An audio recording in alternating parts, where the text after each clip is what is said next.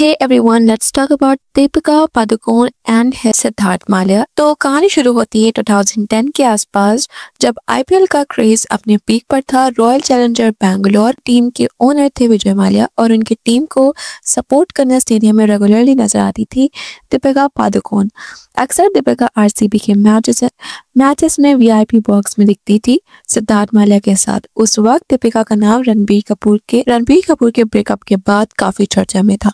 लोग स्पेकुलेट करने लगे, क्या यह दीपिका का न्यू रोमांस है, क्या ये दीपिका का न्यू बॉयफ्रेंड है। आरसीबी की विक्ट्रीज के बाद पार्टी सीन्स, अवार्ड शोज और आईपीएल इवेंट में ये दोनों साथ नजर आने लगे और फिर एक दिन उनकी किसिंग फोटो वायरल हो गई। तब तक पब्लिक को कंफर्मेशन मिल चुका था कुछ तो चल रहा है। रिलेशनशिप की शुरुआत में सब कुछ परफेक्ट दिख रहा था।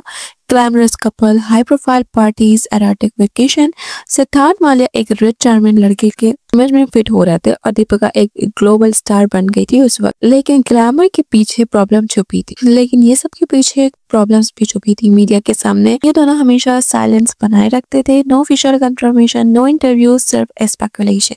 इनसाइडर के मुताबिक उनका रिलेशनशिप पब्लिक था, लेकिन उनके रिश्ते में कंपैटिबिलिटी मिसिंग थी। सिद्धार्थ का बिहेवियर कभी कभी मैच्योर और केयरलेस लगता था। और जिस वक्त इनकी फोटोज वायरल हुई थी दीपिका और सिद्धार्थ की, इनका रिलेशनशिप काफी पब्लिक थी, लेकिन स्टेटमेंट, इंटरव्यूज, कंफर्मेशन कुछ भी नहीं।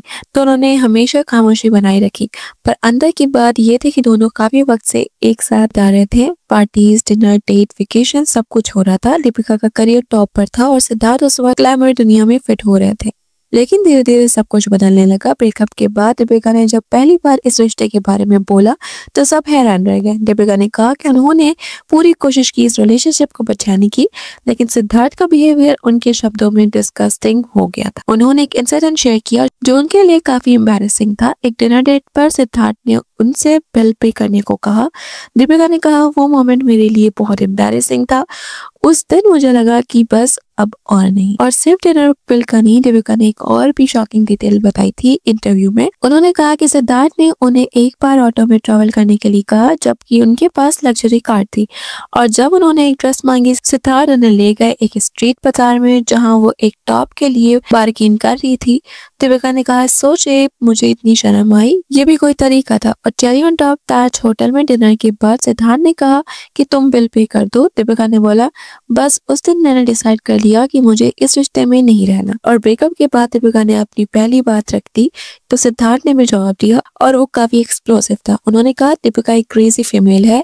मैंने उसे कहा था कि मैं उसका पैसा वापस कर दूंगा जब मेरे डैड के डेब्ट्स क्लियर हो जाएंगे, पर उसे तो पेशेंस ही नहीं था।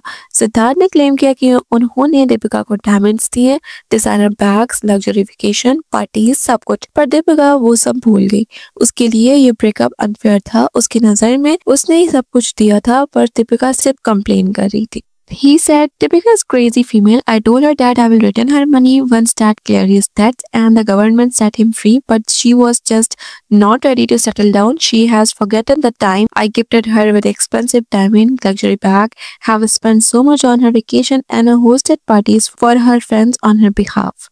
Why some are saying कि ये लोगों का relationship एक contractor था. People are saying there are several pictures of Siddharth with Deepika family. They would go to Apple game together, went for dinners and movies. Deepika would never involve her family. If it was just a contract, they were definitely dating. Another one said, I think Ranbir Kapoor blind left people desperate to turn the attention back on Deepika. They be really trying hard to malgate Deepika with fake stories about cocaine, binges in extremely strict. Another one said, so Deepika said yes to the contract. She come from the rich family. What was the reason for saying? Another one said, her family actually was not rich, upper middle class. Any money they had was through her material, grandfather, etc. I think Padukone as IT's badminton player did not earn much and who says no to more money. Another one said, you have no idea about how wealthy Prakash Padukone was. Another one said, contract must be so expensive. I mean, or maybe they are just really good friends and Siddharth even smooshed Deepika in an IPL game. Another one said, I heard it was contract too and Sid is really not interested in the ladies. Another one said, many Bollywood relationships are contractual as involve a legal contract pertaining to the image and perception management while together. तो आज सिद्धार्थ माल्या की शादी हो चुकी है और दीपिका भी move on कर चुकी है रणवीर सिंह के साथ। और सिद्धार्थ माल्या ने 2023 में अपनी गर्लफ्रेंड जैस्मीन को प्रपोज किया एक हैलोवीन पार्टी में और फिर यूके में एक रॉयल वेडिंग के जरिए दोनों ने शादी कर ली। So yeah, what's your thought on this? Let me know your thoughts in the comment below. Don't forget to like, share, subscribe to my channel, and I will see you in the next video.